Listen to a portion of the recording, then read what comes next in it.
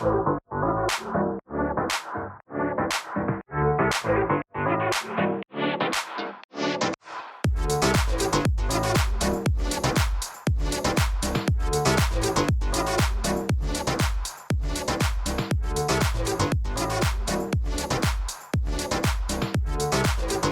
to the Cultivation Podcast. I'm your host, Tom Hamill, and this week we are really talking about that life is a marathon. It is in it for the long haul, and what does that mean? What does that look like? And what do we need to make sure we are instituting and implementing into our life in order to not just go for the quick, easy wins, but ultimately become that identity that we've been mapping out. So let's get into it.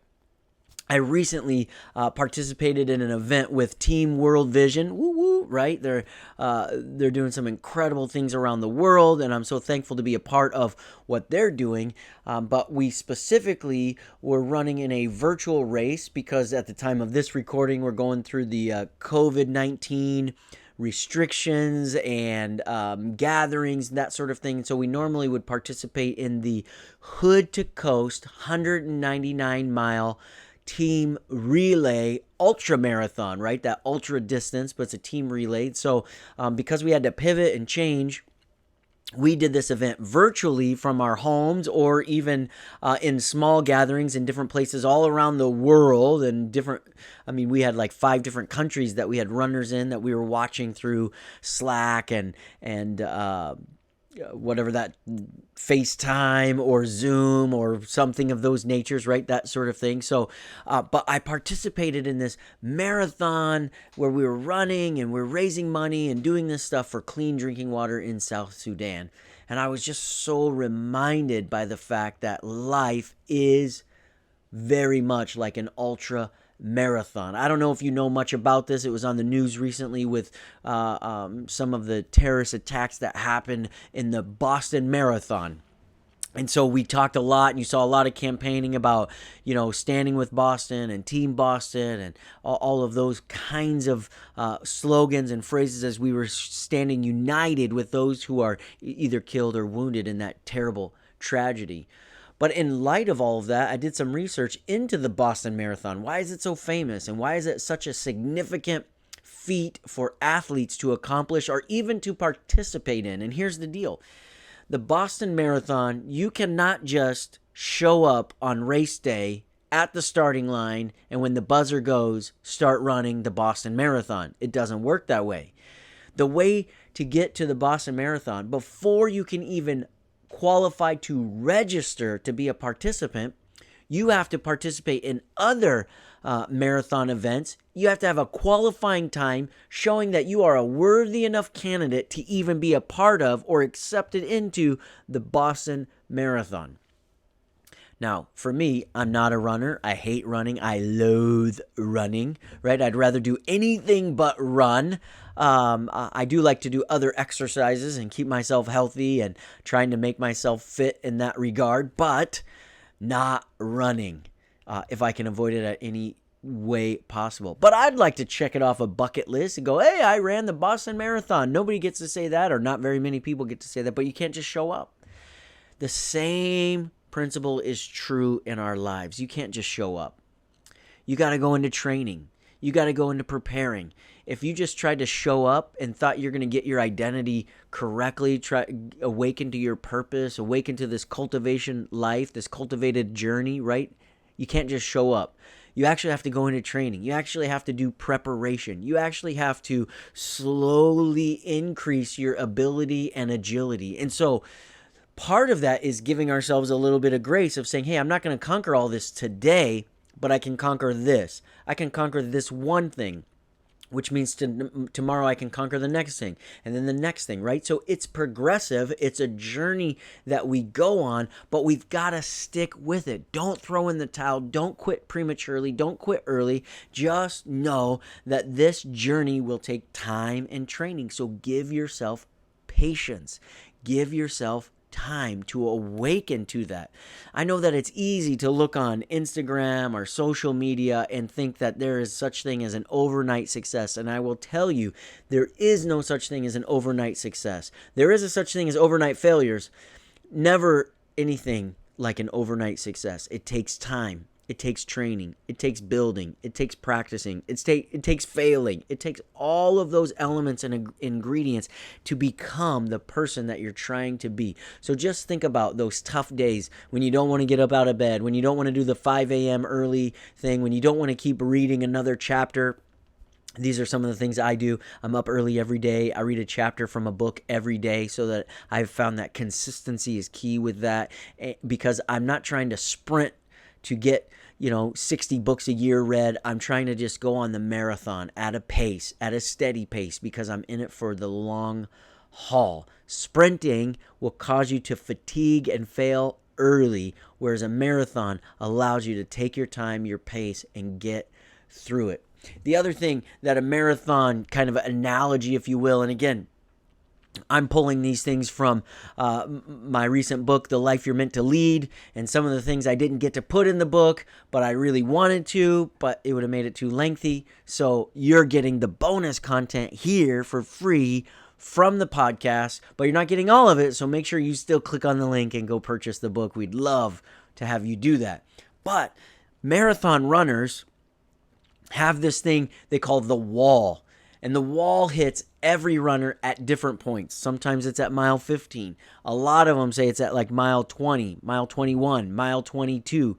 And in case you don't know, a marathon race or a marathon run is 26, I think it's 0.3 miles. But listen, after 22, who even cares at that point? But the truth of the matter is it's 26 point something. 26 point, I ain't never going to try it, right? I know it's not proper English, but you get my point. 26 point more than I'm going to do. And so somewhere around that 20, 21, 22 mile range, a runner's body will hit the wall and they just want to stop and they want to give up and they want to quit. But it's their training, it's their mental toughness and their mental endurance that gets them through, knowing they're almost at the finish line. And in life, what I have observed and maybe even experienced in my own self is that right before the finish line is when we hit the wall and we want to give up. We're not seeing the results. We're not seeing the fruit. We're not seeing the payout that we were hoping for when we started. We're not seeing, like, we just want to be done with this. We just want to relax. We want to sit in the hammock. We want to, put our feet up on the beach, whatever the case is. And yet that's the moment where mental toughness and training and endurance and sticking through comes into play to say, nope, mentally I've had a mind shift where I'm not going to quit. And again, I've referred to this one a couple of times back in season 2 where I talk about our grit and cultivating a grit in our lives. And why do we need to cultivate that grit or the desire or the strength to not quit? The reason we cultivate that is because the wall doesn't come at mile 1, mile 2 when we're starting off. Yeah, there's some obstacles and maybe those first legs are uphill and get our heart rate going and we got to figure out some things to do. But when the wall hits you at mile 20 just before the finish line, that's when you got to push through. That's when you got to have that mental toughness, mental endurance to say, hey, I've done hard things. I've accomplished hard things. Let's not start patting myself on the back to say I've arrived. But now we push through all the way to the finish line, all the way to completion so that we can celebrate the victory that I am the person I set out to be. I invested in myself. I stuck it through. I made sure. I rehearsed. I overcame the failures. I overcame the soreness. I overcame the stiffness. I overcame so many obstacles, and now that I'm about to finish, now's the time to not quit. Why? Because life's journey is a marathon. It's an ultra marathon. It's the longest marathon. And the life that we're living, the life that we're cultivating is really meant to impact others. It's really meant to inspire others. It's meant to awaken others. And it's meant to do that by fulfilling and living and awakening to our own destiny and purpose, knowing that when we do that, it becomes contagious. When we do that, it impacts other people. And so we can't let the walls stop us. We got to keep enduring, which kind of leads me to this next idea about this. What is endurance for? What is endurance creating? Why do we need to do that? Tom, why do we need to achieve? Why do we need to push through? Because as our endurance grows, we start to realize, we start to awaken to this idea that we are actually capable of the next thing. We're actually capable of the next mile. We can do that. I know we want to give up. I know we want to quit. I know we'd like to have it easier. It seems like everybody else has it easier. It seems like everybody else's success comes so much simpler, easier, quicker, whatever the case you want to say or believe that lie, when we like to wallow in our own self-pity, right? But as our endurance grows, when the next challenge comes, we say, hey, I beat this, I can beat that. I overcame this, I can overcome that. I accomplished this and I figured out and learned and understood and studied and invested in myself to do this. Now I have the tools to do the same for that. And so what endurance does, endurance is literally the graduation steps. As we build that, it's all prepping us to explore things we never would have done. The endurance you're going through right now, today, is prepping you for that next possibility tomorrow. The endurance that you're bearing through today is awakening that dream for tomorrow. And once you're accomplishing this, once you have tackled this, once you've pushed through this wall with the strength of mental endurance and physical endurance and emotional endurance, and really just that tenacity and drive and grit, if you will, that's your graduation moment, that you're ready for the next assignment.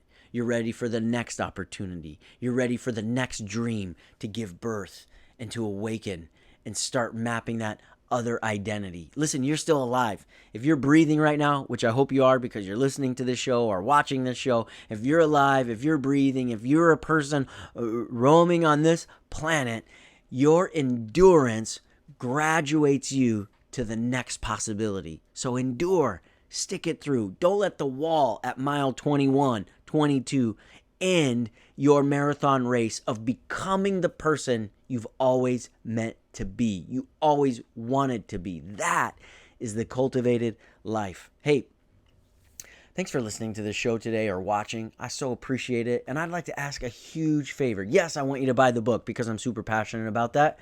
And I want to pay for it. Okay? So I want you to buy it so I can pay for it. That sort of thing. So buy the book, because that was an expensive project, I can tell you that much. But more than buying the book, check out our website, ourcultivatedlives.com. We've got tons of tools, tons of resources, tons of information, other books, other things that you can use and get a hold of to invest in yourself. Also on there, you can check out our website. Our social media feeds. You're on our website. You can see our social media feeds. We're on Facebook, Instagram, YouTube, Twitter, Pinterest. We're out there on all of them, and we're streaming the audios to all those platforms so you can find them there. We'd love to hear your story of endurance. We'd love to hear about you overcoming and conquering that thing. Your story inspires other people in their journey, and we use that as fuel for our fire, so we'd love for you to engage with us. We read those, we respond to those, we interact with those, and we'd love for you to share this show as we're trying to multiply our audience, get this out there, as we know others are walking and living and running this marathon journey as well. We'd love to be a resource for them, and we could do that by you hitting the share button. So if you do that for us, we'd really appreciate it. And that is this episode of Our Cultivated Life.